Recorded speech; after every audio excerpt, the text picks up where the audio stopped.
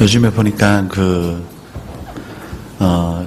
감기가 때 아니게 많이 걸리는 것 같습니다. 그래서 보니까 장기침을 많이 하시던데요. 건강에 더 유의하시면 좋겠습니다.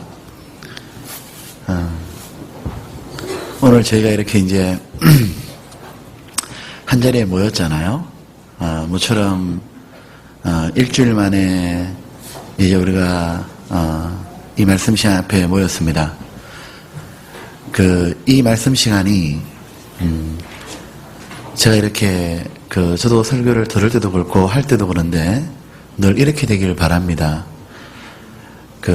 일주일에 이렇게 한 번 딱 모였는데요. 6일이라는 시간을 보통 우리가 세상하고 굉장히 분주하게 통화하고 살아가잖아요. 우리가 실제로 하나님과의 교통이 이어지기 위해서는 하나님과 이렇게 전화 통화를 한다고 생각해 보면 하나님과의 전화 통화를 하기 위해서는 세상과의 통화를 끊을 필요가 있습니다. 그래야 하나님과의 대화도 되고 하나님 주시고자 하는 은혜가 흘러 들어올 거 아니에요. 그런데 보통 때는 그렇게 모든 걸 단절하고 온 마음을 기울여 가지고 하나님과 교통할 수 있는 시간이 그렇게 많지 않습니다.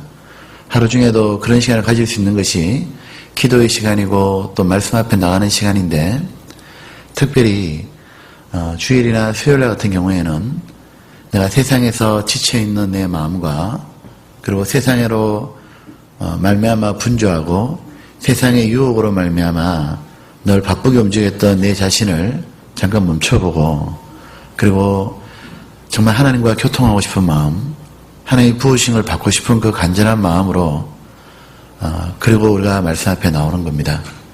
정말 하나님이 오늘 내게 주시고자 하는 말씀이 무엇인지를 기대하고 나오는 그 사람에게 하나님은 갈망하는 영혼에게 채운다 그랬죠. 사모하는 영혼에게 좋은 것을 주시고 만족해 하시리라. 그 말씀대로 우리가 그렇게 함께 모이고 하나님 앞에 나왔고 말씀을 배우면 좋겠습니다. 함께 기도하겠습니다. 고마우신 아버지 하나님, 우리들에게 하나님의 구원을 깨닫게 해주심을 진심으로 감사를 드립니다.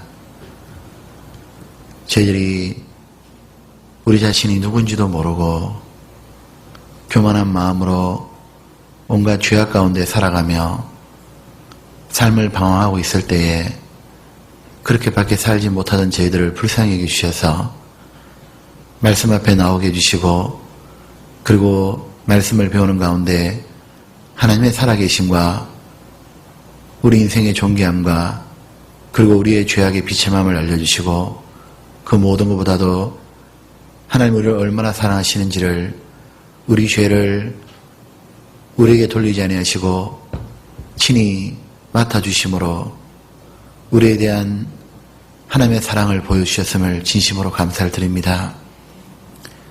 주 예수님께서 우리가 지었던 모든 죄를 모두 짊어지시고 책임지시고 맡아주셔서 우리를 사랑하셨기에 뒤로 물러가지도 아니하시며 부끄러워도 아니하시고 오직 더 마음을 강하게 하시고 담대히 하셔서 우리를 대신해서 우리의 모든 죄를 처리하시려고 죽음의 길을 선택하셨던 주 예수님, 걸어가시며 흘렸던 모든 핏방울 한 방울 한 방울이 우리를 사랑한다고 구구절절히 말씀하신 줄 압니다.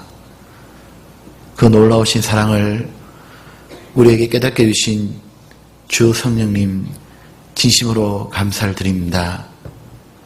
우리 같이 무지하고 악하고 교만한 자가 무엇이길래 저희를 먼저 불러주시고 놀라우신 하나님의 구원을 깨닫게 해주셨고, 그리고 구원해 주셨다는 단지 그 이유 하나로, 자녀로 삼아주셨다는 이유 하나로 우리같이 문제가 많은 사람을 포기하지 아니하시고 오늘 이 시간까지 늘 공급해 주시며 교회 가운데 머물게 해주시며 우리의 잘못된 생각을 고쳐가 주시며 인내하시고 기대하시며 이 자리에 나오게 해주신 하나님 아버지의 끝없는 사랑 앞에 경배와 찬양을 올립니다.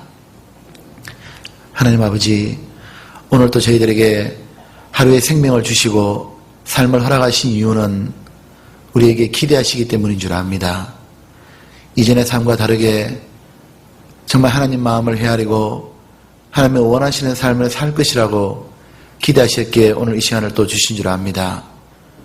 하나님 아버지, 하나님의 마음을 헤아리고 주의 마음에 합하는 자가 되어서 하나님의 마음을 기쁘시게 하며 여름날의 시원한 냉수처럼 하나님께 시원한 존재가 되고 기쁨이 되어서 이 땅에 우리가 살아있는 그 자체가 하나님께 만족이 되고 기쁨이 되기를 하나님 진심으로 원합니다.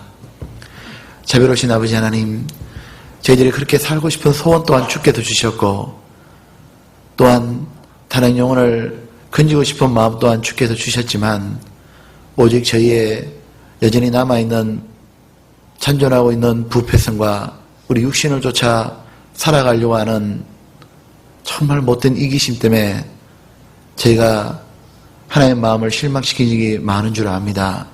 하나님 아버지, 저희들에게 도와주셔서 오늘 저희들에게 힘을 주십시오.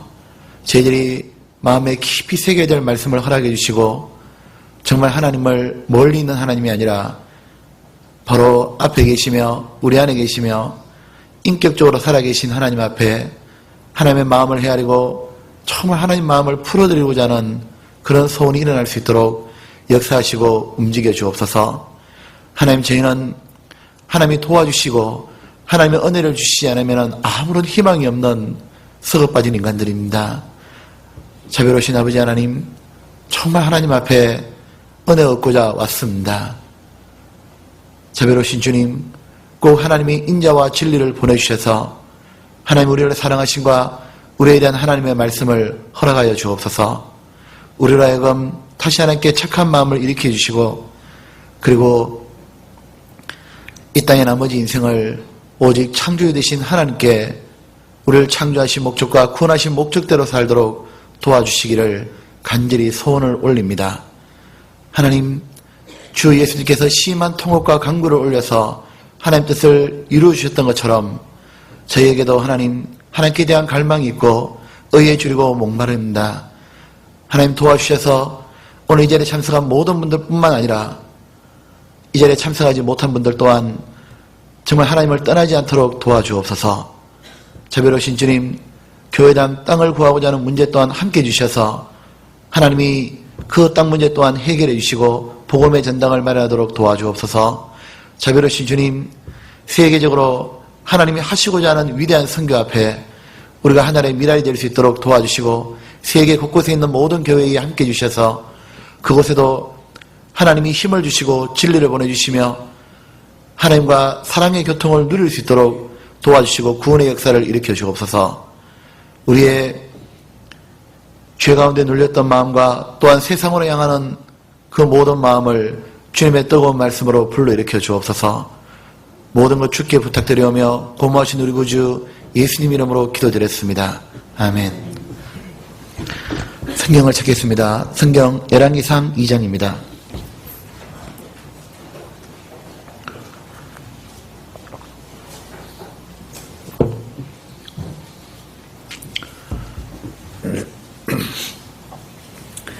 열왕기상 2장 1절입니다.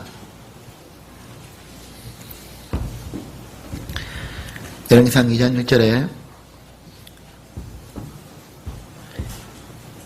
1절을 제가 읽겠습니다. 구약성경 페이지 511쪽입니다. 1절에 제가 찾겠습니다.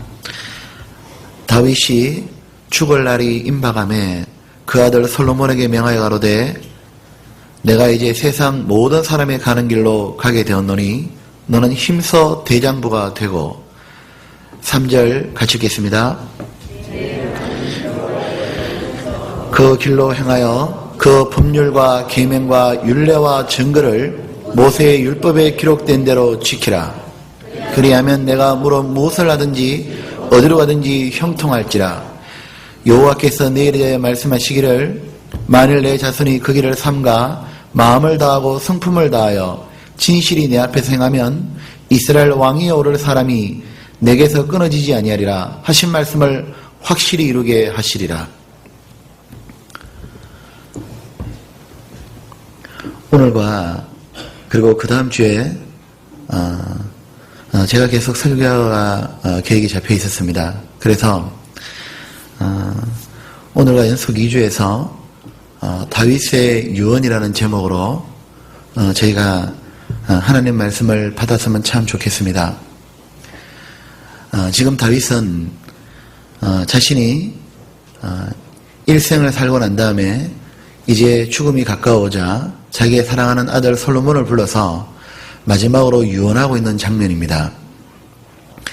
이 유언한 장면에 있어가지고 여기 1절에 이렇게 지금 2절을 표현하고 있습니다. 무엇이라고 있냐면 다윗이 죽을 날이 임박함에 그 아들 솔로몬에게 명하여 가로되 내가 이제 세상 모든 사람이 가는 길로 가게 되었노니 너는 힘써 대장부가 되고. 지금 여기에 보면 다윗은 죽음에 대한 인식이 남다르다는 걸 일단 알 수 있습니다. 다윗은 지금 이렇게 말하고 있죠. 다윗은 죽을 날이 임박함에 그리고 이제 내가 세상 모든 사람이 가는 길로 간다고. 즉 다윗은 자기의 죽음을 기꺼이 인정하고 있는 사람이죠. 우리가 참 사람은 굉장히 속아 살고 어리석음이 틀림이 없죠. 인간은 분명히 유한한 존재입니다. 우리는 분명히 내가 태어나고 싶어 태어난 것이 아니고 내가 영원히 살고 싶다고 이 땅에 영원히 사는 것이 아닙니다. 우리는 분명히 인식할 것은 우리는 하나님께로 말미암아 이 세상에 왔고 우리는 이 세상에서는 유한한 존재라는 거예요. 마치 초가 촛불을 켜고 나면 그 초가 계속 빛날 것처럼 초는 생활할지 모르지만 결국 초는 마지막에 끝납니다. 텔레비를 이렇게 어느 날 전원을 켜고 있으면 이 텔레비전이 계속해서 자기가 이렇게 전파를 보내고 방송을 하잖아요. 그런데 그 텔레비전도 전원을 뽑아버리면 텔레비전은 더 이상 방송이 되지 않는 것처럼 우리가 지금 살고 있는 것도 계속해서 건강하게 살고 있는 것처럼 착각하지만 주님이 부르시는 그날에는 우리 모두 주님께로 갑니다. 우리는 산을 올라가다 보면 등산을 하다 보면은 산에는 꼭 무덤을 보게 되잖아요. 제가 그 대원 아파트 그 뒤쪽에요. 그게 마돈산이라는 산이 있잖아요. 그 산을 제가 작년에 살이 좀 빠졌을 때요. 그때는 산을 좀 갔습니다.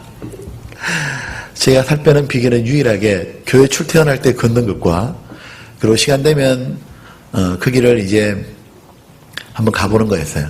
그런데 그 산을 이렇게 가다 보다가요. 이렇게 올라가면 무덤을 이렇게 아주 이렇게 무덤이 그 마돈산에 가면요. 무덤을 이렇게 한쪽 코너에 아주 화려하게 쫙 꾸며놓은 무덤 그 단지가 있어요. 무덤 단지라면 안 되나요? 뭐라 하지? 죄송합니다. 언어 표현력이. 하여튼 그 무덤 단지가 있어요. 이렇게요. 어느 날 그걸 보고 아무 생각 없이 다니다가요. 갑자기 그런 생각이 드는 거예요. 그러네. 사람은 누구나 다 한 번 왔다가 저렇게 가는 거네. 그리고 나도 언젠가는 저 무덤 속에 들어가는 거네. 하나님이 왜 사람들에게 무덤이라는 걸 이렇게 보게 했을까?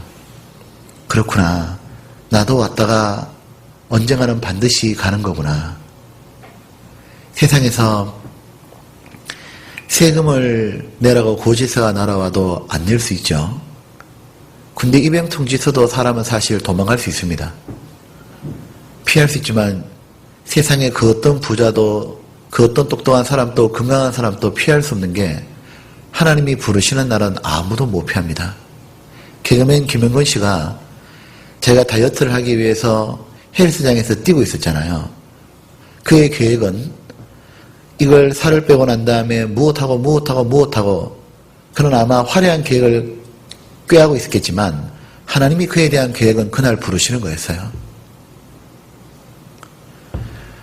우리는 보게 되면 많은 사람들이 자신이 인생 계획을 내일이라는 단어를 넘어서서 수많은 날들을 계획하고 있지만 하나님이 그에 대한 계획은 오늘이 부르시는 날이 될 수 있다는 걸 기억할 필요가 있습니다. 다윗은 자기가 말하기를 모든 사람이 가는 길로 내가 이제 간다고. 그리고 다윗은 또 이렇게 얘기하고 있죠. 죽음에 대해서 그는 길이라고 표현하고 있습니다. 왜냐하면 죽음이 종점이 아니라는 걸 알고 있는 거예요. 어떤 목적지가 있으면 그 목적지까지 가는데 도달하는 게 길이죠. 단지 죽음은 길이라고 말하고 있다는 건 다윗은 내세 지향적인 삶을 살았다는 걸 알 수 있는 거예요. 다윗은 자기가 누군지를 분명히 인식을 하고 있는 사람이에요. 다윗은 하나님께서 자기 생명을 주고 거두는 분에 대한 하나님에 대한 지식도 탁월할 뿐만 아니라 자기가 금세만 있는 것이 아니라 내세에 영원히 존재한다는 것에 대해서 탁월한 견고한 지식을 가지고 있는 겁니다. 세상에 많은 지식이 있잖아요. 지식의 홍수라고 말합니다. 핸드폰 같은 것도 새로운 용도가 많이 나오지만 그 모든 지식은 어떤 면에서는 필요 없는 것도 너무 많아요. 꼭 알아야 될 지식이 무엇이냐면 하나님은 누구시고 나는 누군지를 반드시 인식해야 한다는 겁니다. 다윗은 자기가 항상 어떻게 인식하고 살았는지를 우리에게 보여주는 구절들이 많이 있잖아요. 그런 시편 17편에 이렇게 고백하는 걸 우리는 기억하고 있습니다. 하나님이여, 제가 소원이 하나 있습니다. 하나님, 제가 하나님께 꼭 구하고 바라는 것이 하나 있습니다. 그가 바랬던 소원이 무엇이냐면 하나님 저를 세상 사람에게서 구별시켜 주십시오. 그 세상 사람들이 가지고 있는 인생관과 가치관과 사고 안에서 하나님 제가 그 생각에 오염되지 않도록 저를 구별시켜 주십시오. 꼭 더러워지는 것이 옷이나 몸이 더러워지는 게 아니라 인간이 더러워지는 가장 첫 번째는 생각의 오염입니다. 언제든지 마귀가 공격하는 것은 생각이고 생각의 지배를 받는 사람은 그 다음 마음을 내주게 돼 있고 마음을 내주고 나면 그의 영혼은 망가지는 거예요. 다윗이 자기가 어떤 생각에서 구별되길 간절히 바랬냐면 세상 사람이 가지고 있는 생각이 무엇이냐면 주여 그들은 주의 제물로 배를 채우심을 잊고 그 남은 제물로 자녀에게 유전하는 것으로 만족하는 자니이다. 그들은 이 땅에서 단지 잘 먹고 잘 사는 것이 마치 꿈인 것처럼 생각하고 그리고 한 걸음 더 나가서 벌었던 걸 자식에게 물려주고 나면 자기가 소임을 다했던 것처럼 그렇게 생각하는 어리석은 자에게서 그런 생각에 빠지지 않도록 하나님 저를 지켜주십시오. 그리고 그가 말했던 기도는 이겁니다. 그렇게 금생의 사람에게 구별시켜 주시고 여호와여 나는 말했습니다. 제가 주의 형상으로 만족하리이다. 제가 깰 때의 주의 형상으로 만족하리이다. 저는 이 땅에서 주님의 인격을 점점 닮아가고 그리고 주님을 위해서 살다가 나중에 깰 때에 그는 죽는다고 표현 안 했어요. 죽음을 깨어난다고 그랬습니다. 이 세상은 일장춘몽이요. 죽음을 건너가고 난 다음에 자기는 진정한 자기 인생이 시작될 때 말했습니다. 주의 형상으로 만족하리다. 하나님의 영광을 제가 진정으로 누리고 싶습니다. 그는 그렇게 고백하고 있습니다. 그렇기 때문에 그는 자기의 죽음에 대해서 표현하기를 2절에 이렇게 말하고 있습니다. 길이라고 말하고 있는 거예요. 2절에 보면 내가 이제 세상 모든 사람의 가는 뭐죠? 길로 가게 되었노니 너는 힘써 대장부가 되라고. 그리고 그가 이제 마지막으로 자식을 딱 앞에 두고 있잖아요. 세상 사람이 자식에게 주는 게 뭐냐 하면 아까 말한 것처럼 돈을 물려주는 걸로 됐다고 생각하는 거예요. 다윗은 그렇지 않았어요. 다윗은 자기가 가장 사랑한 자식에게 물려주는 게 뭔지 보십시오. 그는 정말 자기가 사랑하는 자식이었기 때문에 무엇을 물려줘야 될지를 알고 있는 거예요. 그가 물려주고 싶은 것은 돈이 아니었어요. 그는 가치관을 물려주는 거예요. 그가 이 자식을 딱 불러놓고 유언하기 시작하는데 너는 이 돈 가지고 굴려라 이래 안 돼 있죠. 너는 힘써 대장부가 되어라고. 그리고 하나님께 순종하라 이렇게 말합니다. 지금 우리는 다윗은 지금 자신이 유언을 하고 있습니다. 스펄전 목사님이 말하기를 이렇게 말했습니다. 가장 되어서 안 돼야 되면 안 될 부모사항이 있다. 그건 단지 집을 물려주는 것으로 됐다고 생각하는 부모다.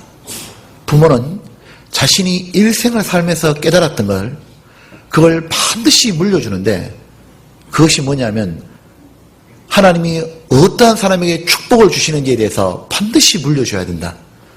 그게 스펄전이 한 말이에요. 지금 이 다윗은 유언을 하고 있는데 우리 이런 속담을 들어본 기억이 있습니다. 새는 죽을 때 울음이 구슬프고 사람은 죽을 때 그 말이 정직하도다.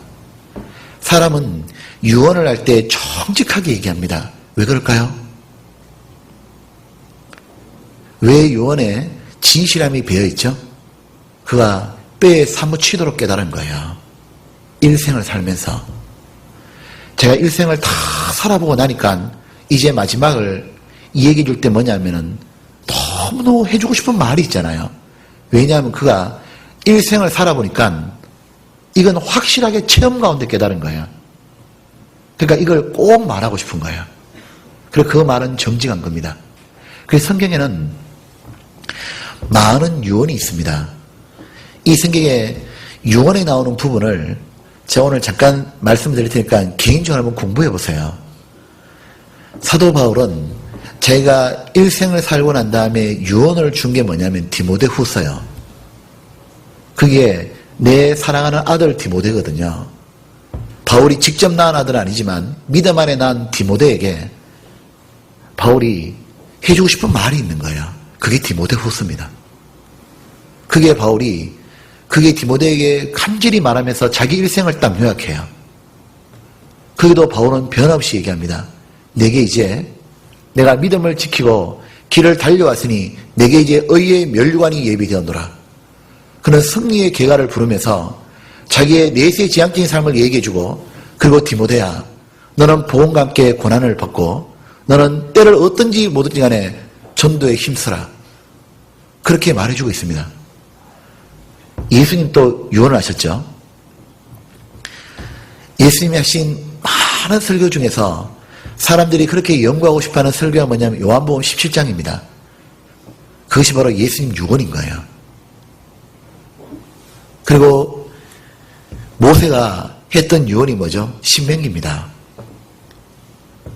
스펄전 목사님에게 그 스펄전 목사님이 역대 가장 뛰어난 설교를 했다고 하시는 분이죠.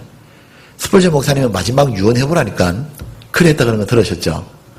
목사님 마지막으로 하고 싶은 말 다 한마디만 해달라니까 그런 이렇게 말했습니다. He died for me라고 그랬어요. 예수님이 나를 위해 죽었다. 그 말에 그의 삶이 다 녹아 들어간 거예요. 자기는 일생을 예수님께 비쳤기 때문에 일생을 예수님 그 빚을 갚고 살고 싶어 살았다고. 그리고 전하고 싶었던 것도 예수님이 나를 위해 죽었다는 거다고. 집에 가시면 이렇게 성경 읽을 때요. 디모데후서나 신명기나 요한복음 17장을 이렇게 한번 읽으면서 유언이라 생각하면 들어보셔요. 읽어보시고. 우리가 어떤 글을 읽을 때 가장 그 글에 대해서 흡수가 되는 경우는 뭐냐면 내가 그 상황에 들어가 보는 거죠. 자, 이제 여기는 우리 부모님들입니다. 여기는 청년이 없죠. 이제 부모님 자식이 다 있어요. 내가 자식에게 뭘 남겨주고 싶어요?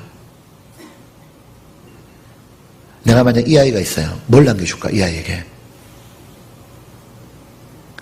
내가 오늘이라도 죽을 수 있잖아요. 오늘이라도.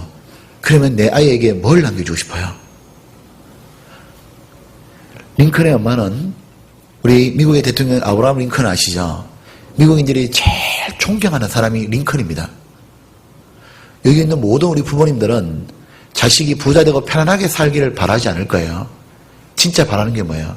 자식이 무사람에게 존경받고 세상에서 꼭 있어야 될 그런 소중한 사람 되길 바라잖아요. 근데 그 링컨에게 그 엄마가요, 물려줄 게 하나도 없었어요. 그 링컨에게 엄마가 뭘 물려줬죠? 2가지 딱 물려줬잖아요. 그 물려준 물건이 하나 있거든요.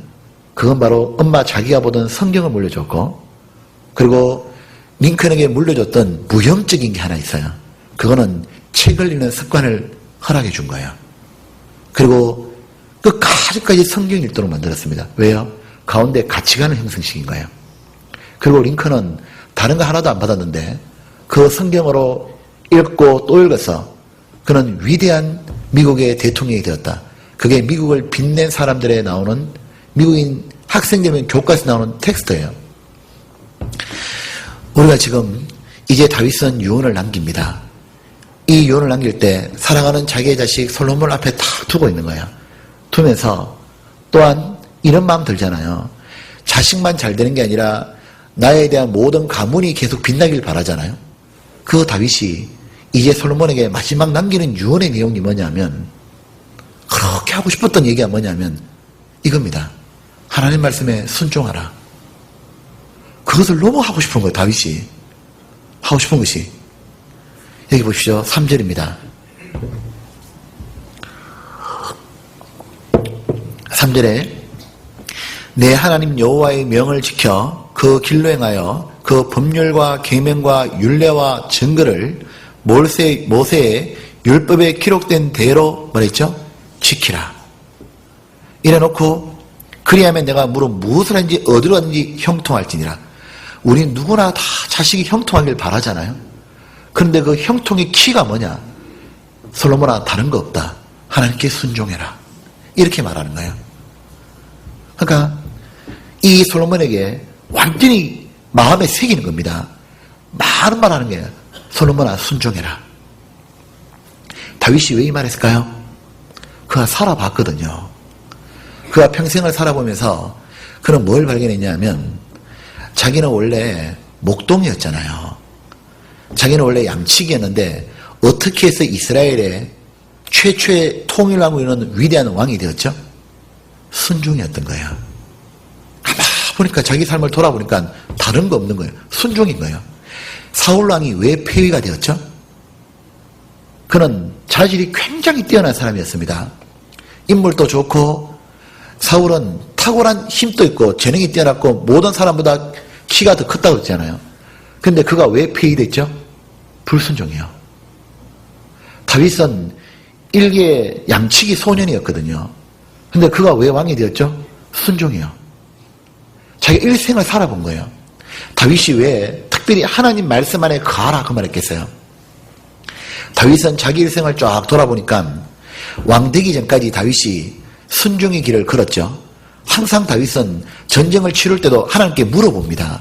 그냥 치르는 게 아니라 하나님 이 전쟁을 제가 할까요? 그럼 하나님이 해라 하면 가. 하나님 이 전쟁을 할까요? 하지 마라. 뒤로 좀 숨었다가 나가라. 항상 하나님께 여쭤보고 그 말씀대로 그대로 하려고 하는 거예요. 왜요? 그럴 때는 맨날 승리했던 거예요. 다윗은 자기 일생을 딱 돌아보니까 자기가 사울왕이 자기를 죽이려고 10년의 시간을 쫓아다니고 그가 왕이 되고 난 다음에 이스라엘에 나라를 부강시키고 나라를 안정시키는데 수많은 나라와 전쟁을 치릅니다. 그것 때마다 모두 그가 위험의 징에 처했지만 항상 승리였거든요. 그 비밀이 뭐냐면은 맨날 물어본 거예요. 물어보고 그대로 하는 거예요. 그러니까 순종이 뭐냐면 그의 승리를 맨날 보장했던 겁니다. 그는 한 번 했다 해서 안 물어보는 게 아니에요. 또 물어봐요. 그런데 그가 가만히 보니까 자기 일생을 돌아보니까 자기가 굉장히 어려웠고 힘들었던 시기가 있었어요. 그게 뭐냐면 왕이 되고 난 다음에 그가 범죄하잖아요.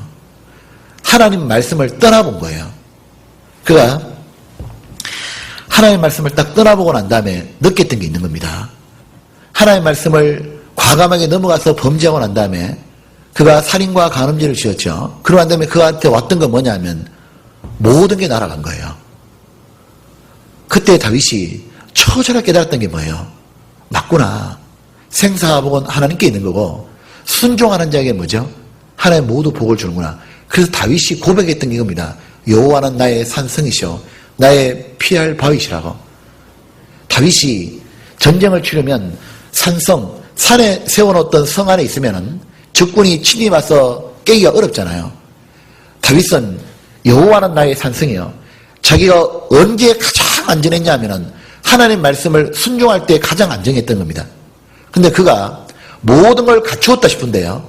제일 불안할 때 언제냐면 하나님의 말씀을 넘어갈 때였던 거예요. 그때가 제일 불안했던 겁니다.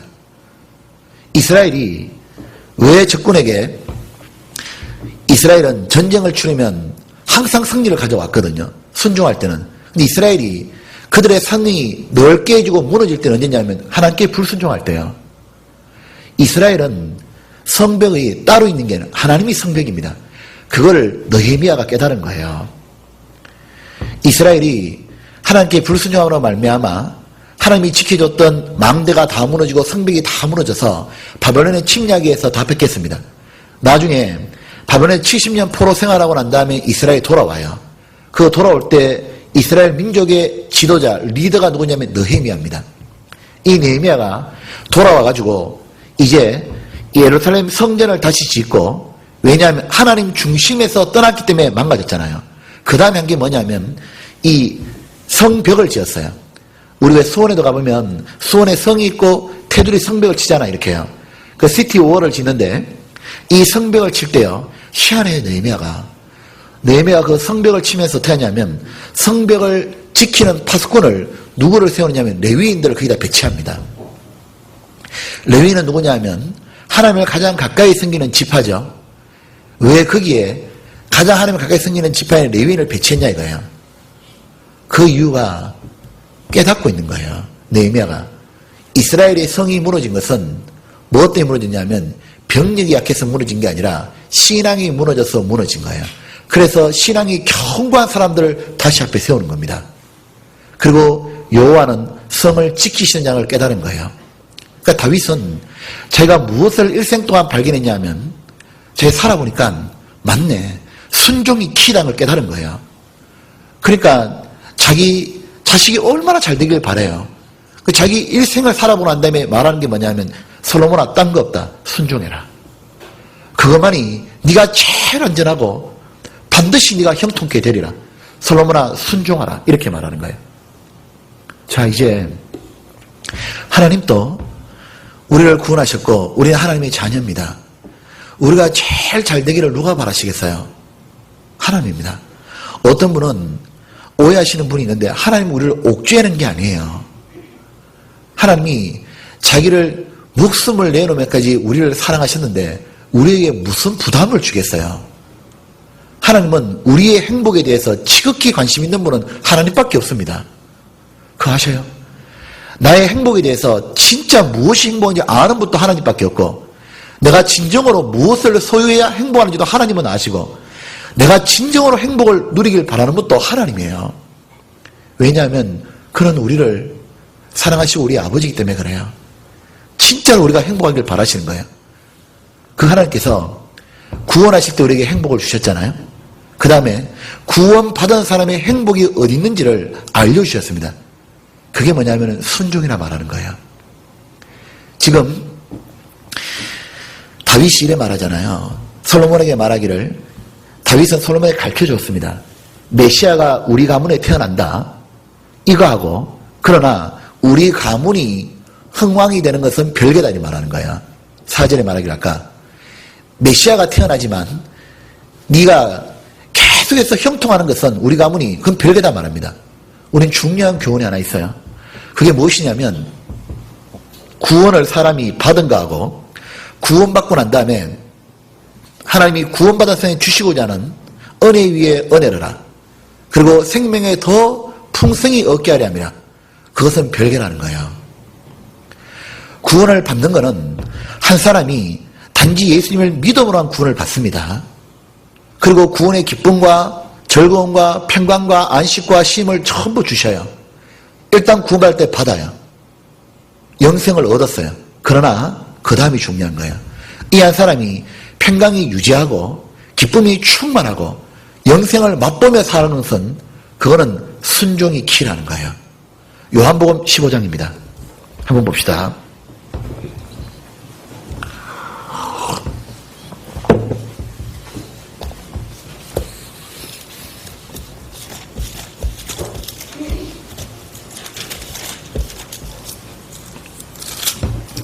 요한복음 15장에 보면 이래 되어 있습니다. 여기에 11절입니다. 11절 같이 봅시다. 내가 이것을 너희에게 이름은 내 기쁨이 너희 안에 있어 너희 기쁨을 충만하게 하려 함이니라. 그죠? 기쁨을 하나님은 충만하게 채우고 싶은 거예요.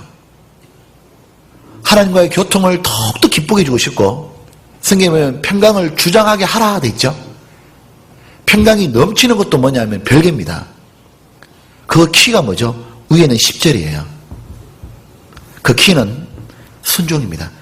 내가 아버지의 계명을 지켜 그의 사랑 안에 거하는 것 같이 같이 갑시다. 내 계명을 지키면 내 사랑 안에 거하리라. 첫 번째 계명이 서로 사랑하라였죠. 자, 주님은 우리한테 알려주시는 게 뭐냐면은 우리를 한번 기억을 한번 돌아보세요. 가만 보면 구원받고 난 다음에 구원받을 때 되게 기뻤잖아요. 그러고 난 다음에 우리 마음에 그 기쁨이 넘칠 때는 언제냐면 이럴 때 아니던가요? 구원받고 처음에 이제 신앙생활인데 교회를 나오라고 얘기하잖아요. 그때 교회를 나갈까 말까 막 고민했던 거예요. 왜냐하면 주일날 나는 장사를 하고 있다고 쳐보죠. 주일날 가게를 하고 있고 사업을 하고 있는데 가만 보니까 구원받고 나니까 이제는 주일날 말씀을 듣고 살아야겠어. 사람이 떡으로만 사는 것이 아니요 하나님의 모든 말씀으로 살 것이냐 그 말씀처럼 진짜 사람이 영혼의 기쁨이라는 게 있구나 알았기 때문에요. 주일날 말씀을 듣고 싶은 거예요. 근데 막 갈등하다가 나오다 막 하다가요. 어느 날 마음의 결단을 딱 합니다. 나 이제 주일 가서 말씀 들어야지. 그리고 말씀을 들으러 갈 때요. 그리고 말씀을 듣고 나면 기쁨이 넘치기 시작하는 거예요. 왜냐하면 그로서는 굉장한 큰 순종이었어요. 그게. 그래서 어느 날 이제 일요일날 돼서 문을 닫고 말씀을 듣기 시작하잖아요. 기쁜 거예요. 왜냐하면 그가 무엇인가 하나님 앞에 순종한 거예요.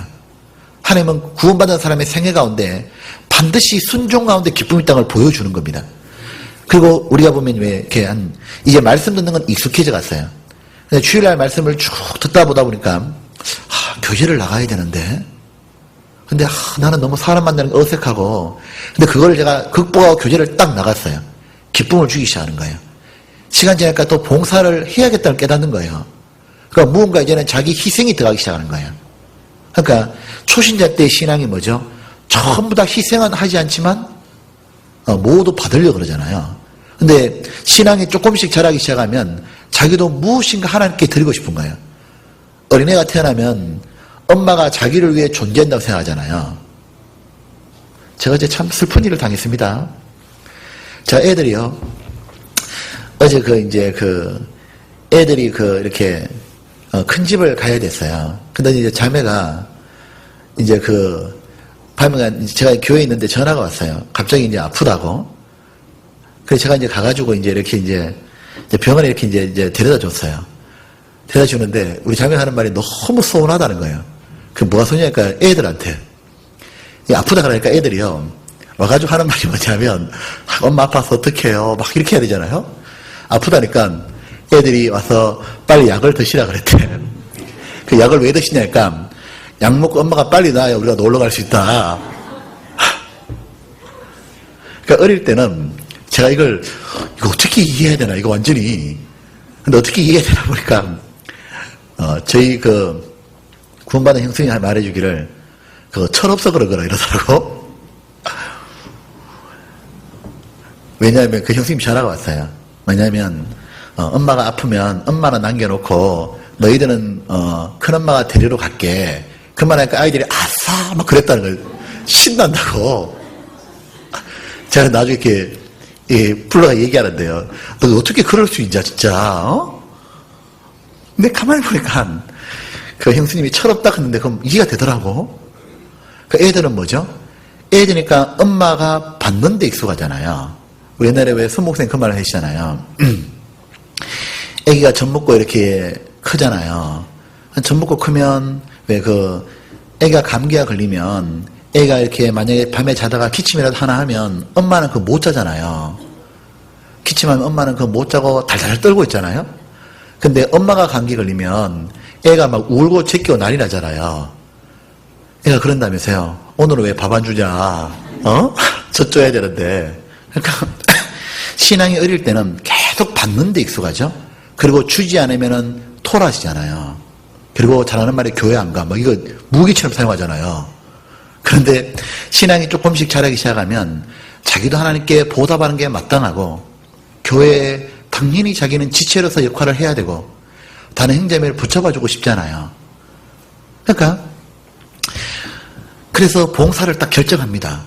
그리고 드디어 착한 마음으로 봉사를 시작하면 마음의 기쁨을 하나님 반드시 흘려주시는 거예요.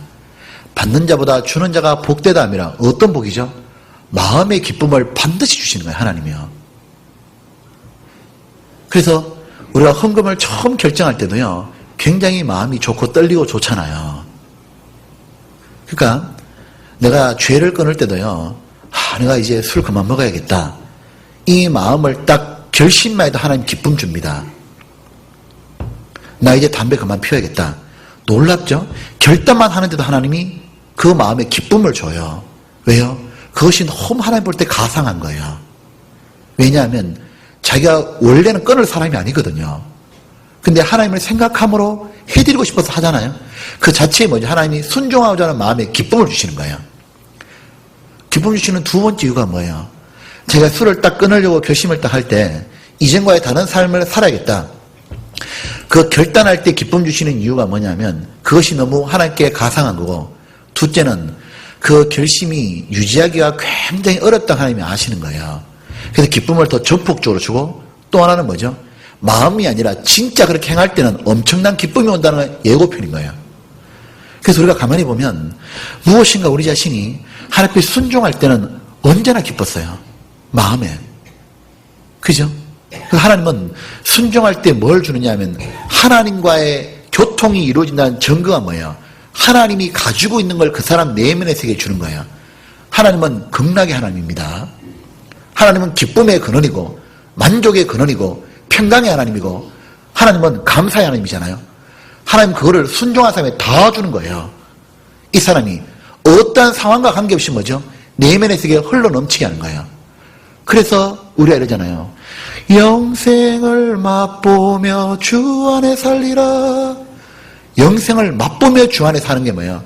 천국의 삶이 이 땅의 내면의 세계에서 맛보며 산다 그 말인 거예요.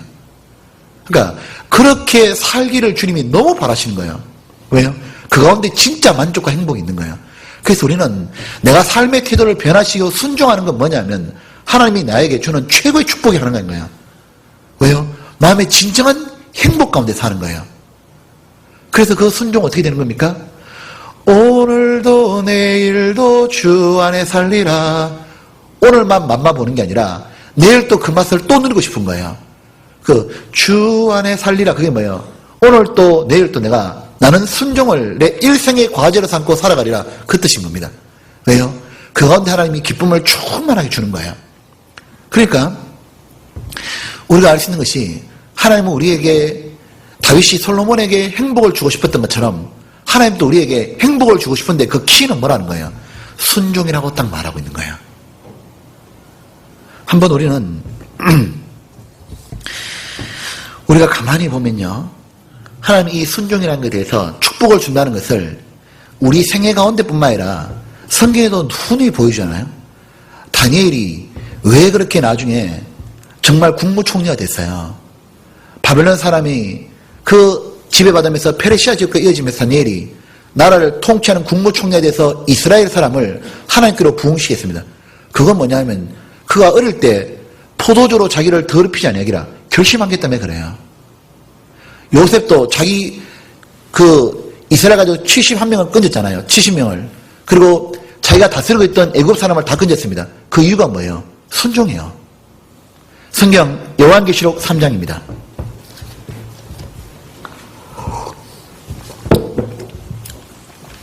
하나님의 은혜가 흘러내리는 통로가 무엇인지 봅시다. 요한계시록 3장입니다. 3장의 7절입니다.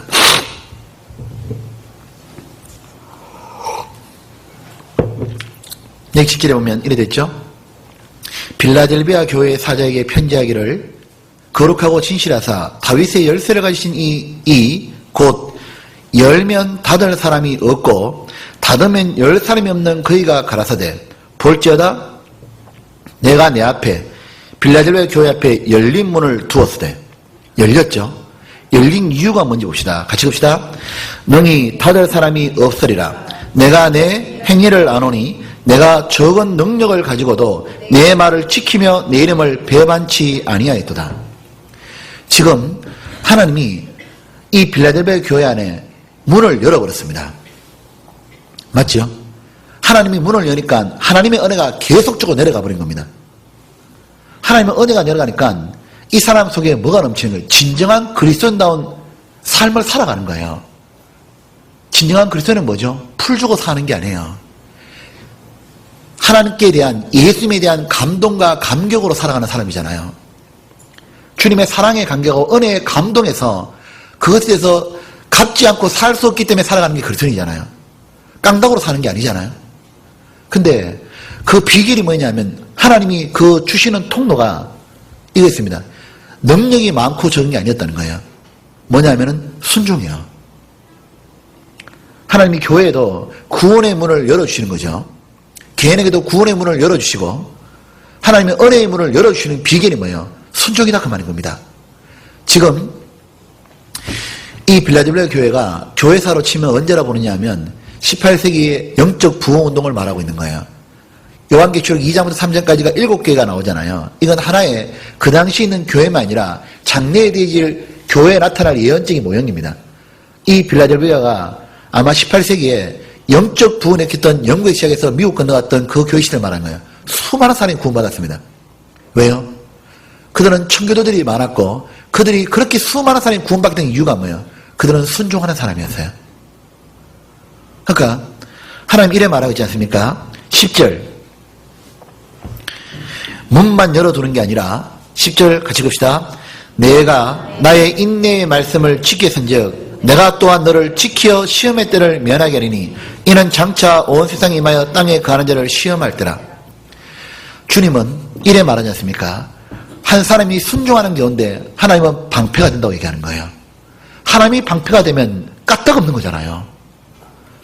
하나님의 방패가 딱 되어주면 그 사람은 제일 안전한 거잖아요. 지금 이 하나님이 문을 열어서 하나님이 가지고 있는 모든 걸 부어주는 통로가 있잖아요. 우리가 이런 거 말해요. 참기름 같은 것도 이렇게 부을 때 보면 이 병에 부으려면 깔때기라는 게 있잖아요. 이렇게요. 이렇게 깔때기에 부어서 쭉 내려가잖아요. 무엇인가 통로라는 게 있다는 말입니다. 내가 그러면 이 땅에서 영생을 맛보고 하나님의 문이 열리고 나를 통해서 사람들이 구원을 받아가고 이 통로가 무엇인가 그 말인 겁니다. 그 통로가 무엇인가 보면 순종이 바로 깔때기라는 거예요. 그러니까 이거는 자 보면 재주가 많아야 되고 뭐 학벌이 뛰어나야 되고 돈이 많아야 되고 이런 게 아니죠. 하나님의 일은 세상에 가지고 되는 게 아니잖아요. 하나님의 능력으로 되어진다는 말 다른 말은 뭡니까? 순종하는 자를 통해 하나님이 역사한다 그 말이잖아요. 그러니까 이 다윗이 이걸 알았기 때문에요. 자기가 평생 경험해 본 거잖아요. 그러니까 어떻게 하냐면 이걸 하는 거예요. 보십시오. 하나님이 순종을 얼마나 크게 여기는지를 어떻게 알 수 있냐면 이스라엘 백성들한테 하신 거 보셔요. 참 이상하죠. 이스라엘 백성들은요. 하나님하고 무슨 계약을 맺었냐면 순종과 불순종의 계약을 맺었잖아요. 그래서 순종하면 하나님이 이스라엘 백성에 축복을 주고 불순종하면 이스라엘 백성이 어렵게 한다고 얘기했잖아요. 근데 그것이 이스라엘 역사잖아요. 우리에게 모델로 보여준 건데 근데 참 이상한 게 뭐냐면 이스라엘 민족이 사실은요. 다른 이방 민족보다는 더 순종했어요, 안 했어요? 한 거예요, 안 한 거예요? 한 겁니다. 왜 한 거냐면 봐봐요. 이방 민족 아예 우상 붙잡고 살았잖아요, 그냥. 맞잖아요? 그나마 이스라엘 민족은 뭐 합니까? 그나마 그래도 하나님께 제사도 드리고 우상도 붙잡은 거잖아요. 맞죠? 근데 이스라엘 민족은 조금만 불순종하면 어떡합니까? 맨날 종일 재앙을 주고 아침마다 징책을 주고 찌르고 난리잖아요. 근데 이방 민족은 자기 마음대로 가만히 냅두는 거예요. 근데 이스라엘 민족만큼은 계속 그렇게 하는 겁니다. 구원받은 사람 마찬가지인 거예요. 이 세상에서 구원받지 않은 사람은 자기 마음대로 자기 방법대로 살아도 하나님 다 냅두잖아 그냥요. 그래서 악인이 형통하고 악인의 자손이 잘 살고 그리고 하나님마다 잘 되고 하나님 다 냅두잖아요. 왜냐하면 금각간의 지옥에 떨어지니까 그렇습니다. 근데 구원받은 사람에 대해서만큼은 하나님 어떡합니까? 순종하는 여부에 따라서 맨날 하나님이 마음도 찌르고 그리고 그의 삶에 대해서 열어주고 닫고 계속 하는 겁니다. 우리 수요일날 배웠잖아요. 하나님이 환난의 바람도 불게 하고 순풍의 바람도 불게 해주시고 하나님은 산을 평지로 만들어주기도 하고 첩초산중도 만들기도 하고 하나님은 어둠을 보내기도 하고 밝은 아침을 주기도 하고 계속 하나님 이걸 하시는 이유가 뭐예요? 하나님은 그만큼 순종을 크게 여기는 거예요. 왜냐하면 이런 거죠. 하나님은 이스라엘은 여호와의 정인입니다. 아무도 말이에요. 하나님을 믿지 않는 민족인데 나라들인데 이스라엘만 하나님 믿는 거예요. 근데 이 이스라엘을 통해서 하나님은 열방민족이 하나님의 사랑을 전가하고 싶은 거예요. 근데 그 키가 뭐냐면 순종이다 말하는 거예요. 이스라엘은 제일 적은 숫자지만 하나님은 적은 숫자는 문제가 안 되는 거예요. 뭐냐면 이스라엘 순종해라. 그러면 하나님의 크신 능력이 그에게 들어가는 겁니다. 보십시오. 우리는 별 없는 사람들이에요. 배운 게 적고 우리는 특별한 능력이 있는 게 아니에요. 돈도 많지 않지만 그러나 우리가 하나님께 순종하게 되면 하나님이 뭘 주시냐면 세상에 부자나 똑똑한 사람이 가지지 못한 걸 주는 거예요. 그게 뭐냐면 그들 모두를 아래로 내려다볼 수 있는 자존감을 허락하는 거예요. 그렇지 않습니까? 우리가 왜 이런 생각 들잖아요. 하나님이 왜 이왕이면 삼성그룹 회장님을 구원시키고 오산시장님을 구원시켜가지고 전도하지 하나님 그리 안 합니다. 왜 안 하시죠? 내가 만약 이건희 회장 같으면요. 내가 구원받다 그러면 삼성그룹 다 모아가지고요. 전도 집회하면 얼마나 좋겠어요. 그죠? 뭐 안 들으면 해고시키면 되잖아. 맞잖아요. 구원받을 때까지 너는 해야 된다 이렇게. 내가 시장이면 공무원 다 모아가 살고 싶어 진짜. 한때 제가 그런 생각해 봤는데 하나님 그렇게 안 하는 이유가 뭐예요? 하나님의 능력은 그렇게 나타나는 게 아니에요. 뭐죠? 하나님은 삼성그룹 이건희 회장이 돈은 가졌잖아요. 힘은 있잖아요. 그가 못 가진 게 있어요. 그게 뭐죠? 영생의 기쁨을 못 가지고 있는 거예요. 하나님으로 당당함이 없는 거예요. 만족이 없잖아요. 그런데 누가 가지고 있죠? 돈은 세상 말로 쥐뿔도 없어. 맞잖아요? 맨날 월세 살아도요. 하나도 안 부러운 거예요. 그 사람들이. 그 가운데 뭘 느끼게 하는 거예요? 하나님이 주시는 부요가 뭔지 보라 그 말인 겁니다. 왜? 모든 사람이 결국 가지고 싶은 건 뭐예요? 만족과 기쁨과 행복, 평강입니다. 그걸 누가 가지고 있죠? 구원받은 사람, 순종하는 사람이 가지고 있는 거예요. 그게 고린도전서 1장입니다. 한번 봅시다. 고린도전서 1장에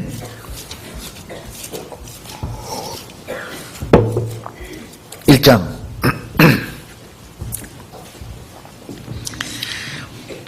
여기 보면 이렇게 돼 있죠? 1장에 보면 26절입니다. 형제들아 너희를 부르심을 보라. 육체를 따라 지혜 있는 자가 많지 아니하며 능한 자가 많지 아니하고 문벌 좋은 자가 많지 아니하도다. 구원받은 사람 보니까 물론 똑똑한 사람도 있고 능력 있는 사람이 없는 건 아닌데 대다수가 뭐예요? 그죠? 이 구조는 꼭 멀리 안 가도 되죠. 우리 교회만 봐도 그렇죠? 여기 보면 대다수가 뭐냐면 우리는 뭐 별로 배운 것도 없고 능력 있는 사람도 없고 부자도 별로 없어요. 근데 27절 그러나 하나님께서 세상에 미련한 것들 세상에서는 미련하게 사는 것처럼 보이는 거예요. 택하사 지혜 있는 자들을 부끄럽게 하시고 세상에 똑똑한 사람을 부끄럽게 하고 세상에 약한 것들을 택하사 강한 것들을 부끄럽게 하시며 28절 같이 봅시다.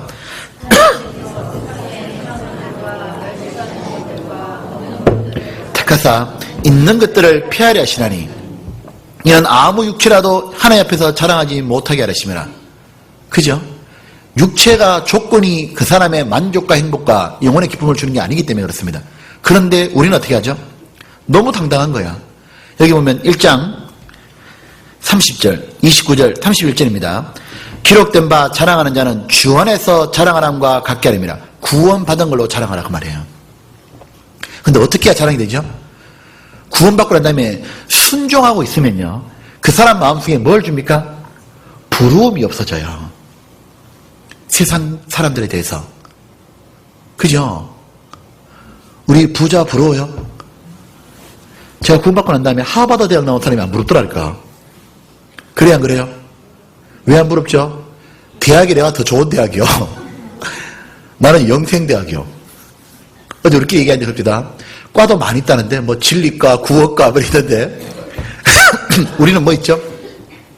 우리는 영원한 생명만 받은 게 아니라 나는 어느 대학 출신이냐면 하버드에서 못 주는 걸 받고 있는 거예요.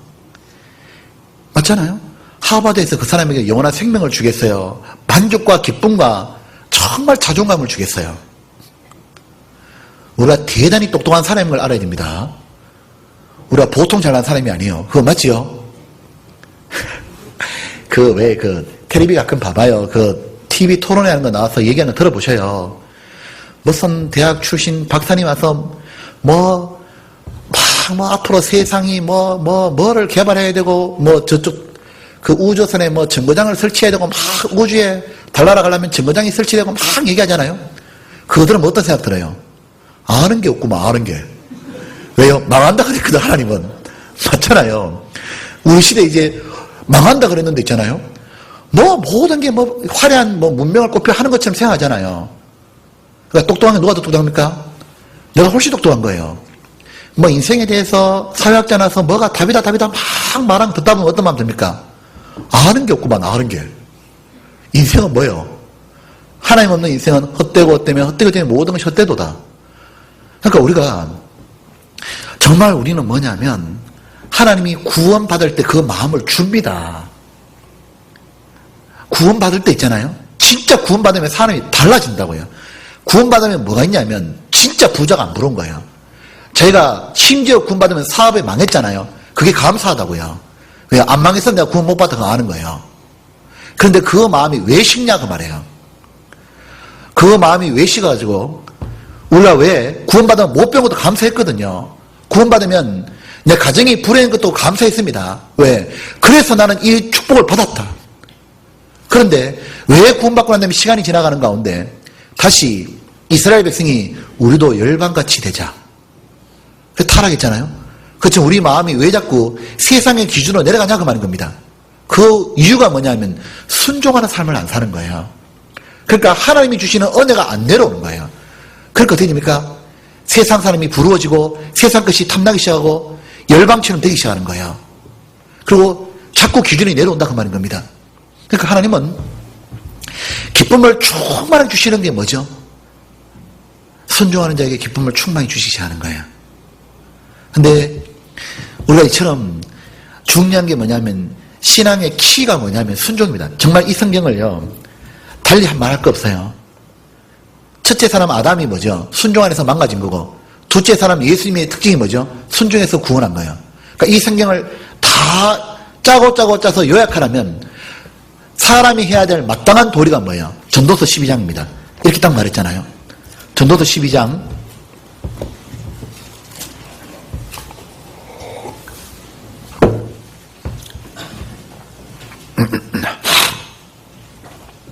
12장 13절입니다. 같이 봅시다. 이 일의 결국을 다 들었으니 하나님을 경외하고 그 명령을 지킬지어다. 이것이 사람의 본분이니라. 그러니까 이 말이 맞죠? 성경을 다 요약하면 뭐죠? 구원받는 것도 뭐죠? 예수님 말씀을 믿는 것이면 받아들이는 게 순종이잖아요. 그리고 구원받는 사람도 뭐죠? 순종이 키입니다. 신앙생활은 아주 심플한 거예요. 그러니까 복잡한 게 없어요. 신앙생활은 뭐죠? 아주 간단한 거예요. 잔학기나 뭐만 생각하면 돼요? 순종이요. 그런데 누가 순종할 수 있죠? 이건 중요하죠. 우리는 오늘 이걸 배워야 됩니다. 누가 순종할 수 있냐 이거죠. 누가 순종할 수 있냐면 겸손한 자입니다. 사무엘상 15장 봅시다. 사무엘상 15장에 여기 보면 우리는 사울을 알잖아요. 여기 보면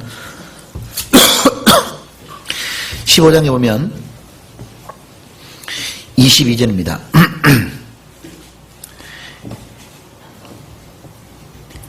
여기 보면 이래 돼 있죠. 15장에 보면 지금 이렇게 말했습니다. 22절에 보면 사무엘이 가로되 여호와께서 번제와 다른 제사를 그 목소리 순종하는 것을 좋아하신 것이 좋아하시겠나이까. 같이 읍시다. 순종이 제사보다 낫고 듣는 것이 수양의 기름보다 나으니라. 우리가 제 내용 알고 있죠. 사울이 언제나 순종 안 하잖아, 그죠? 근데 언제나 순종 안 하는 이유가 뭐였는지 봐봐요. 그 이유가 뭐냐면 앞에 나옵니다. 여기 보면 17절입니다. 같이 봅시다. 사무엘이 가로되 왕이 스스로 작게 여길 그때에 이스라엘 지파의 머리가 되지 아니하셨나이까. 여호와께서 왕의 기름을 부어 이스라엘 왕을 삼으시고. 저 무엇이죠? 순종하는 사람은 누구죠? 겸손하니까 하나님이 높였다 그 말이죠. 자기를 작게 기른 거야. 자, 우리 오늘 이 문제를 한번 생각해 보려고 합니다. 누가 순종하면 축복을 얻을 수 있냐면 겸손한 자라 그랬죠. 겸손의 정의가 뭐예요? 우리는 성경을 통해서 겸손의 정의가 뭔지를 알 수 있습니다. 겸손의 정의가 뭐냐면 하나님 앞에 자신이 피조물인 걸 아는 거예요. 그게 겸손입니다. 하나님과 자기의 차이를 진짜 아는 거예요. 그게 겸손이에요. 예수님 어떻게 했습니까? 겸손하신 이유가 뭐죠? 하나님과 동등될 거로 취하지 않으시고 육체를 입고 오셨다고. 피조물이 취했잖아요. 자, 겸손은 뭐냐면 자기를 정확하게 아는 겁니다.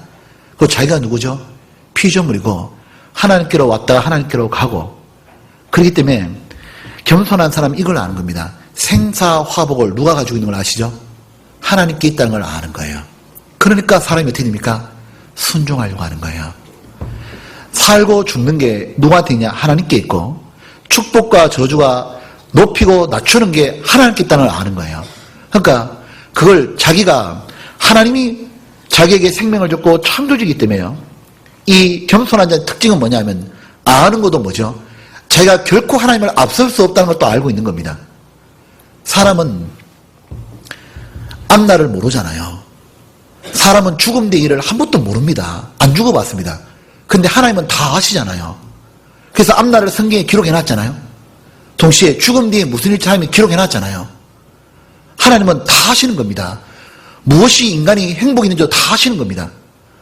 하나님은 정말 다 아시는 거예요. 그러니까 우리는 너무 무시한 겁니다. 우리는 아무것도 모르는 거예요. 그러니까 뭐죠? 말씀을 붙잡고 사는 것만이 뭡니까? 인간이 제일 잘하는 거다 그 말인 겁니다.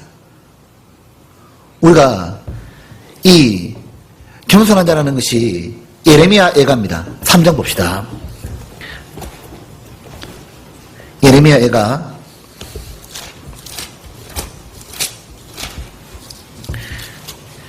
애가 3장에 여기 보면 38절입니다. 여기 되어 있죠? 38절 이것이 우리 마음에 새기시면 좋겠습니다. 화복이 뭐랬죠? 지극히 높으신 자의 입으로 나오지 아니하느냐. 그러니까 사무엘상 2장입니다. 사무엘상 2장에 보면 6절입니다. 410쪽에도 이렇게 되어 있죠. 여호와는 뭐죠? 죽이기도 하시고 살리기도 하시며 엄부에 내리기도 하시고 올리기도 하시는도다. 여호와는 뭐였습니까? 가난하게 하시고 부하기도 하시며 낮추기도 하시고 높이기도 하시는도다. 7절은 8절은 얼마나 높일 수 있냐면 이만큼 높인다 그 말입니다. 가난한 자를 진토에서 일으키시며 빈핍한 자를 거름더미에 드사 귀족들과 함께 하시며 영광의 위를 차지하시는도다. 땅의 기둥들은 여호와의 것이라 여호와께 세계를 그 위에 세우시다. 창조주다 그 말인 겁니다. 하나님은 창조주고 인간은 뭐예요? 피조물에 불과한 거예요. 하나님은 생명을 주신 분이고 생명을 거둬하는 분이고 당연히 세상의 축복과 저주도 하나님께 딸려 있는 거예요. 그러니까 생사화복이 하나님께 있을 뿐만 아니라 모든 지혜도 뭐냐면 하나님께 있는 겁니다. 그게 겸손한 자의 비결인 거예요. 그러니까 겸손한 자는 추구하는 게 뭐냐면은 하나님이 정말 모든 게 있기 때문에 겸손한 자 어떻습니까? 자기가 해야 될 거는 어려운 게 아니라 순종하는 거구나 그냥. 그러니까 자기가 일생의 과업으로 삼는 게 뭐냐면 순종인 겁니다. 그걸 다윗은 확실히 깨달은 거예요 나중에. 그 다윗이 늘 고백하는 시편 119편에 뭐랍니까? 주의 말씀을 전심으로 지키리이다. 왜? 그것만이 뭐예요? 하나님이 정말 축복한다는 걸 알고 있는 거예요. 진정한 겸손은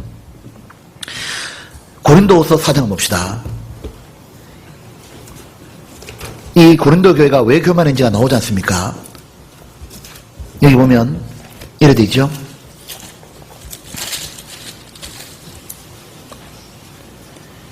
여기 보면 먼저 고린도 전서 4장부터 봅시다. 여기에 7절입니다.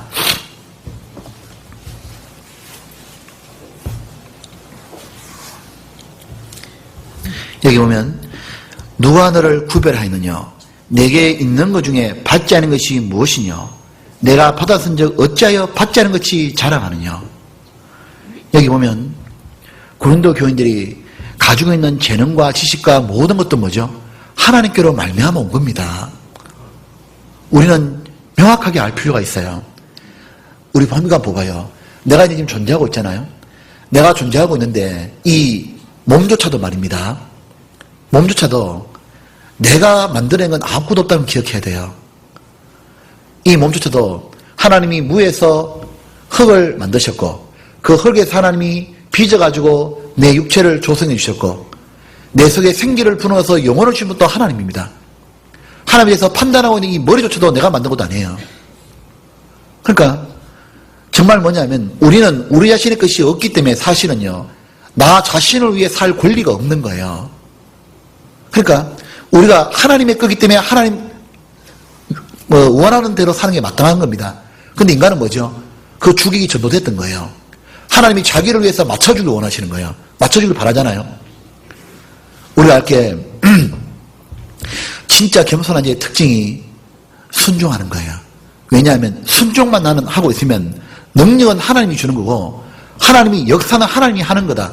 고린도후서 4장 똑같은 7절입니다.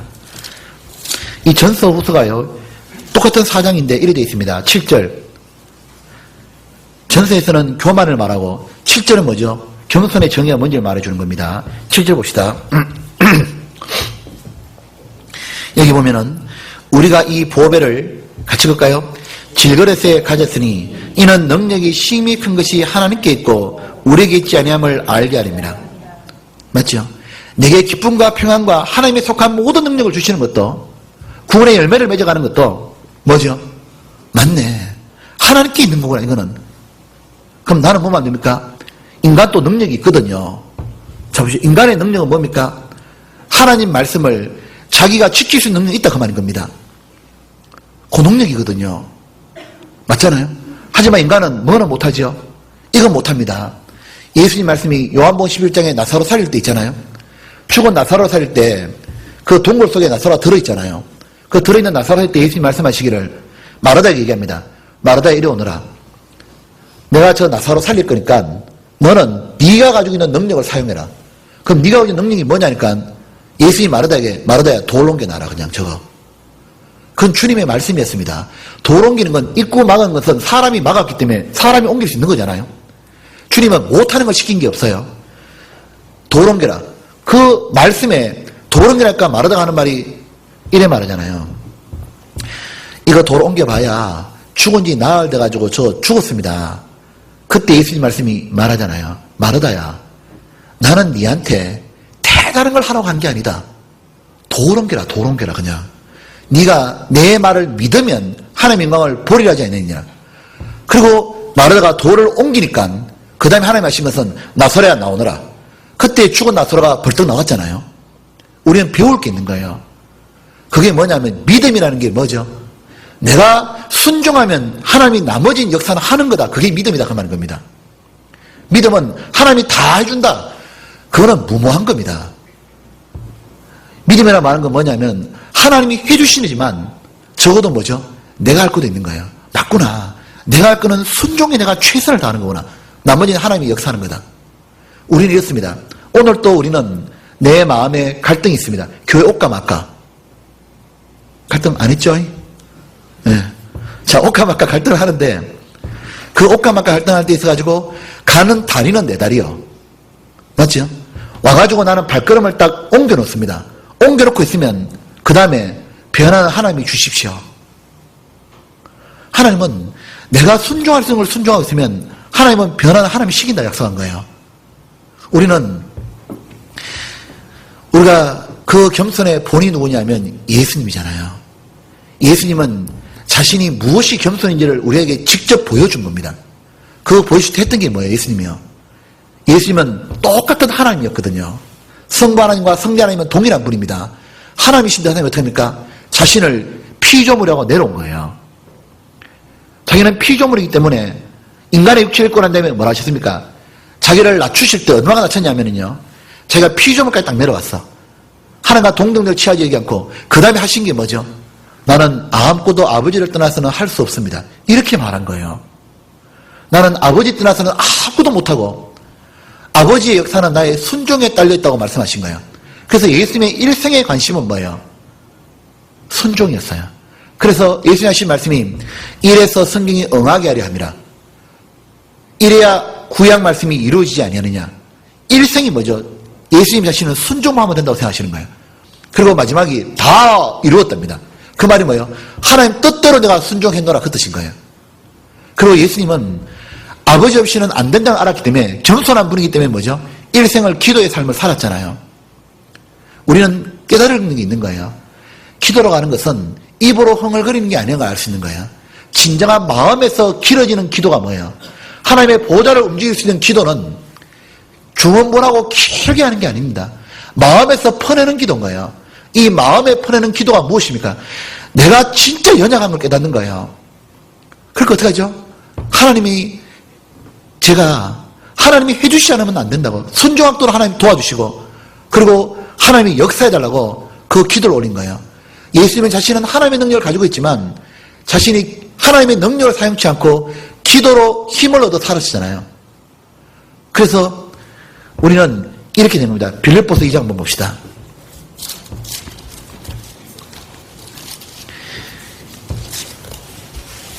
2장에 보면 5절에 이래 돼 있죠.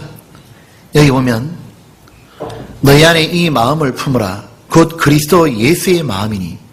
예수님이 가졌던 마음인데 그 마음이 뭐죠?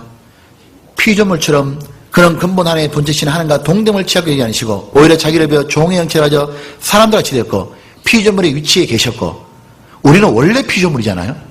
근데 우리는 원래 피조물인데 하나님처럼 행동하는 거고, 예수님은 원래 하나님이지만 피조물처럼 행동하시는 겁니다. 그죠? 여기 8절에 보면 사람의 모양으로 나타나시며 자기를 낮추시고 죽기까지 복종하시고 십자가에 죽으십니다. 특징이 뭐죠? 겸손하니까 복종이 되는 거예요. 맞죠? 자신이 뭐죠? 피조물의 위치에 있고 생사복은 하나님께 있는 거다. 그러니까 하나님께 내가 할 거는 순종이다. 그 마음이 뭐죠? 하나님이 그 마음을 사랑하시는 거예요. 그래서 예수님은 심한 통곡과 눈물로 강구를 흘리며 자기가 뭐죠? 뼈를 깎는 고통이 있죠. 자기 부인하니까 순종하니까. 하지만 기어코 강구를 들으셨다 됐지 않습니까? 우리가 가만히 보면 겸손한 자의 특징이 뭐죠? 그는 기도하는 자가 될 거예요. 자신이 교만한 특징이 뭡니까? 기도 안 하고 있으면 교만해진 건 100%인 겁니다. 왜요? 자기가 강구 안 해도 자기가 된다고 생각하는 거예요. 왜? 생사화복은 죽게 있는 거예요. 그리고 교만한 자는, 겸손한 자 차이가 뭐냐면 겸손한 자는 하나님께 붙어 있으려고 그러는 거예요. 신명기 30장입니다. 이게 되죠? 신명기 30장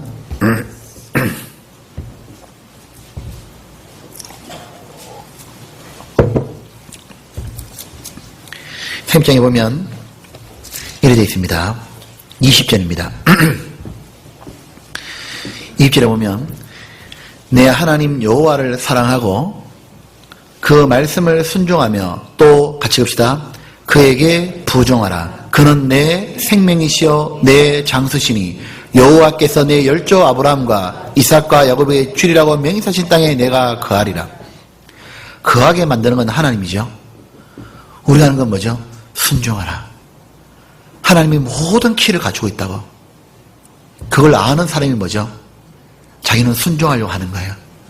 여기 보면 부종하라 그랬죠. 이게 뭐냐면 말씀에서요 부종하는 말은 하나님 없이는 아무것도 안 된다는 걸 확실히 알고 창념해서 붙는 걸 말하는 겁니다. 이 말이 다른 말로 하면 너희가 나를 떠나서는 아무것도 할 수 없느니라. 포도나무와 가지 비운 거예요. 포도나무가 있으면 이제 보십시오. 가지가 이렇게 붙어 있잖아요. 끊어지고 나면 가지는 더 이상 아무것도 할 수 없어요. 가지는 붙어 있으면 열매를 맺잖아요. 똑같은 겁니다. 가지는 목숨 걸고 붙어 있는 거예요. 제 열매 맺기 위해서. 그래서 부종하라는 겁니다. 아, 맞구나. 결국 우리가 신앙생활 이걸 깨닫죠. 주 없이 살 수 없네. 내 주는 아신다. 내 영의 깊은 간구, 내 마음의 소원을. 우리는 정말 이걸 진짜 알았으면 좋겠어요. 우리 자신이 하나님이 신앙생활을 살아보십시오. 일생을 지나가면서 하나님 깨닫게 하는 게 이겁니다. 일생을 살아보십시오. 내가 구원받았던 게 확실하면 하나님 일생을 살면서 깨닫게 하는 게 뭐냐 하면 순종이 최고라는 걸 삶 가운데 깨닫게 합니다. 다른 무엇도 하나님이 원하는 게 아니라는 걸 알 수 있어요. 하나님은 처음 하나님 앞에 순종하려고 하는 사람, 하나님은 그 사람에게 능력을 준다는 걸 알 수 있는 거예요. 그리고 그 순종은 하나님이 모두 가지고 있다는 아는 거예요. 마지막 하나가 이겁니다. 누가 또 순종하느냐 하면 겸손한 자와 동시에 하나님의 마음을 헤아린 자예요. 하나님의 마음을 헤아리고 하나님을 사랑하는 자입니다. 이스라엘 민족이 하나님이 왜 그렇게 순종하라 그랬어요? 하나님이 왜 그렇게 순종하라 그랬냐면 하나님의 목표가 뭐였습니까? 이스라엘이 아닌 거예요. 하나님의 목표는 온 인류였던 거예요. 근데 그 하나님의 살아계심을 이스라엘 민족이 뭐죠? 정말 순종해 줌으로 말미암아 하나님은 그들에게 마음껏 복을 주실 수 있었고, 그로 말미암아 뭐죠? 열방이 보면서 놀라는 거예요. 무엇이 저렇게 바뀌나 이거지. 그때 하나님을 전가할 수 있도록. 구원받은 우리도 마찬가지지 않습니까?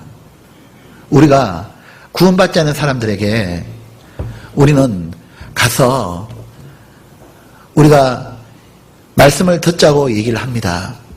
그 이전에 더 중요한 건 내 삶을 바꾸는 거예요. 왜요? 그것이 훨씬 더 파워풀한 거예요. 구원받지 않은 사람에게, 구원받지 않은 남편이 있고 아내가 있고 친구가 이웃이 있잖아요. 그들에서 성경 강연에 들어보자보다 훨씬 강력한 게 뭐예요? 내가 기쁘게 사는 거예요. 어떤 기쁨이죠? 그들처럼 죄를 짓지 않고 사는데도 기쁘게 사는 거예요. 그것이 그들한테 충격을 던지는 겁니다. 돈이 없는데도 불구하고 웃는 거예요. 분명히 힘든데도 불구하고 불평하지 않는 겁니다. 맞지 않습니까? 그 사람이 뭐죠? 세상에서 가지고 있지 않은 걸 평안을 가지고 있다는 걸 아는 거예요. 주님이 평안을 너에게 끼치노니 이는 세상이 주는 것과 같지 아니하니라. 사라지지 않는 기쁨을 충만케 하려니라. 우리는 하나님의 마음을 헤아려 봐야 됩니다. 우리 모두는 하나님을 사랑합니다. 여기 있는 분들 중에서 아무도 하나님을 안 사랑하는 사람이 없어요. 우리 모두는 하나님을 사랑하고 있고, 우리는 진짜 있잖아요.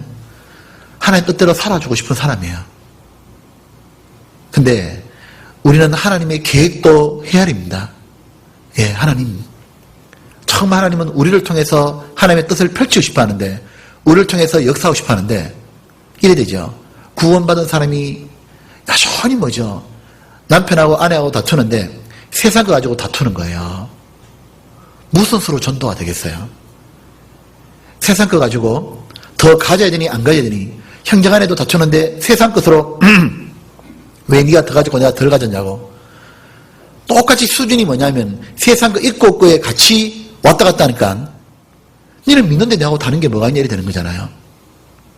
우리 마음에 그 넘치는 초월할 수 있는 기쁨이 어디서 오느냐면 내가 작은 데부터 순종하면서 하나님이 부어주기 시작할 거예요. 그러므로 뭐죠? 아, 맞구나. 순종하는 사람은 누가 할 수 있냐면 생사가 복이 하나님께 있다는 겸손한 자와, 그리고 하나님의 마음을 헤아려서 하나님이 저걸 원하시는구나, 내한테. 내가 저들에게 내가 통로가 되길 원하시는구나. 그 하나님을 사랑하는 자 말이에요. 그 자에게 하나님 뭐죠?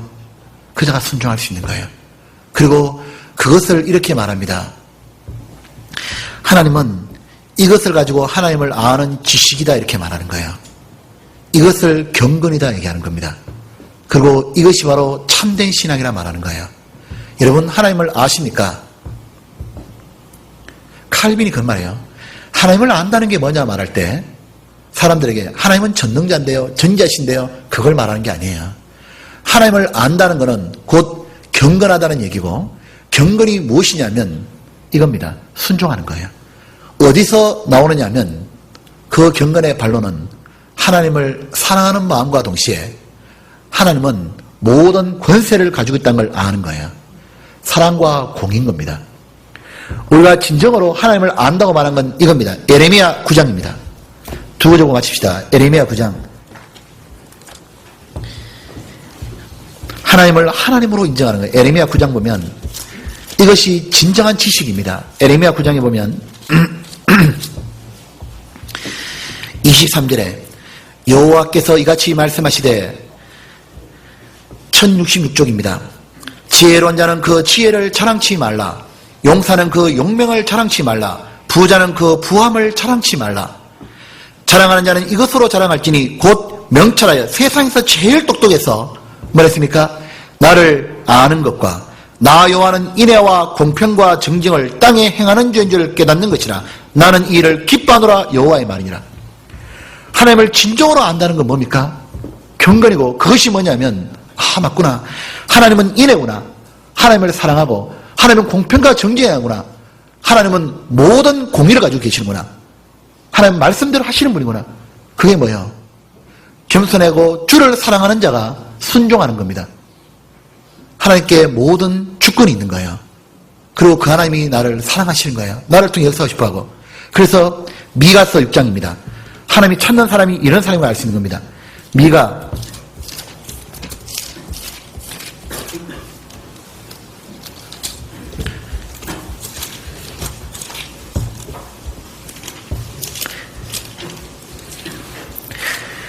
미가 나움 하박국이죠. 여기 보면 미가서 6장에 보면 하나님이 이렇게 말하고 있습니다. 6장에 6절입니다. 이래 봤죠? 내가 무엇을 가지고 여호와 앞에 나아가며 높으신 하나님께 경배할까? 내가 번제물 1년 된 송아지를 가지고 그 앞에 나아갈까? 여호와께서 천천의 순양이나 만만의 강수 같은 기쁨을 기뻐하실까? 내 허물을 위하여 내 맏아들을, 내 영혼의 죄를 인하여 내 몸의 열매를 드릴까? 아니다 이거죠. 하나님이 8절입니다. 사람아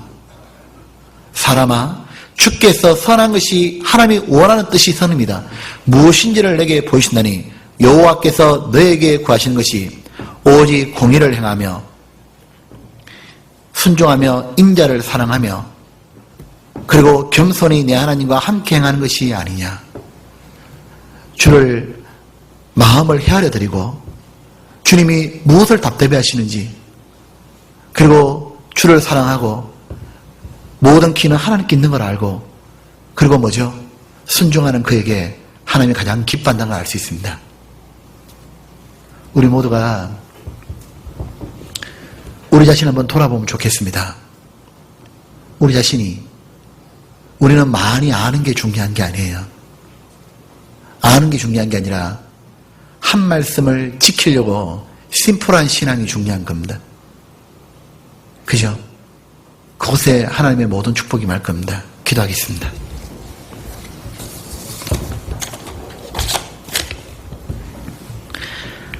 자비로우신 아버지 하나님, 하나님 정말 우리를 도와주십시오. 하나님의 마음을 제가 조금은 알 것 같습니다. 하나님께서 그렇게 원하시는 삶이 정말 하나님을 사랑하고 하나님이 모든 축복을 우리에게 인간이 줄 수 없는 모든 행복을 줄 수 있는 분인 줄 알고 정말 하나님 앞에 순종하는 그런 사람을 찾고자 있는 것을 제가 배웠습니다. 하나님, 저희는 정말 우리 위치를 지키려고 정말 하나님께 원하는 바입니다. 자비로우신 주님, 하나님, 저희들로 하여금 다윗이 솔로몬에게 유언했던 것처럼 그가 일생을 살고 신앙의 키가 순종인 걸 말해주었습니다. 인생의 성공이 순종에 있음을 말해주었습니다. 주님이 인생에 성공하셨던 키가 순종임을 알려주셨습니다. 하나님, 저희들 또한 다른 무엇보다도 순종하는 사람이 될 수 있도록 도와주옵소서. 자비로우신 주님, 저희가 이 순종하는 일에 힘써 대장부가 되도록 도와주옵소서. 하나님, 저희들이 교만해서 우리에게 능력이 있는 줄 알고, 우리에게 무슨 재능이 있는 줄 알고, 우리가 무슨 사람을 변화시킬 줄 알고 마음 높였던 모든 걸 내리고 하나님 말씀에 단지 순종하는 사람 되기를 힘쓰기를 다짐해 봅니다. 하나님, 도와주십시오. 그리고 자비로우신 아버지 하나님, 하나님께서 우리들을 통해 하시고 싶어하는 것이 모든 사람이 하나님을 등지고 불순종으로 길을 걸어가기에 순종하는 사람을 보여주고 원하신다는 것 주님 알고 있습니다. 하나님, 도와주옵소서. 하나님의 마음을 더 흘려주십시오. 하나님의 능력을 우리에게 더 부어주십시오. 하나님의 사랑을 더 부어주시고 하나님의 정말 우리를 붙잡을 수 있는 하늘에서 부어주시는 능력을 우리 마음에 부어주십시오. 하나님, 저희들 정말 순종의 사람 될 수 있도록 하나님 도와주십시오. 하나님 아버지, 정말 예수님께 기도할 때 보내주셨던 그 천사들의 힘을 우리에게도 허락해 주십시오. 하나님, 우리는 하나님의 능력이 없인 아무것도 할 수 없는 무능한 자들입니다. 자비로우신 주님, 정말 주의 뜻을 행할 수 있도록 순종할 수 있도록 하나님 도와주십시오. 하나님, 우리가 우리 자신을 버리고 십자가를 질 수 있도록 하나님 도와주시고 우리에게 함께 해주십시오. 하나님, 우리가 온 마음을 열고 하나님께 기도합니다. 하나님, 정말 하나님의 은혜를 우리에게 내려주십시오. 하나님의 그 마음, 하나님의 그 애타는 마음들이 우리 마음을 사로잡도록 하나님 도와주십시오. 자비로우신 주님, 우리가 모든 계명에 주의할 수 있도록 하나님 우리를 명철하게 해주십시오. 자비로우신 주님, 우리가 정말 하나님께 마음을 열고 간구드립니다. 하나님의 소원을 들어주셨던 아버지 하나님, 믿음의 선배들의 소원만 듣는 게 아니라 우리의 소원을 들어주십시오. 하나님, 우리로 하여금 정말 순종하는 사람이 될 수 있도록 역사하시고 인도하여 주옵소서. 하나님, 도와주시기만 주님 앞에 정말 빕니다. 하나님, 우리들에게 도와주시고 함께 하시고 역사해 주옵소서. 하나님, 우리로 하여금 하나님 뜻대로 살 수 있도록 인도하여 주옵소서. 자비로우신 주님, 정말 하나님을 떠나지 않고 부정하여 붙어 있도록 우리를 지켜주시기를 간절히 주님 앞에 기도드립니다. 우리의 기도에 보내되어 주신 고마우신 예수님 이름으로 기도드렸습니다.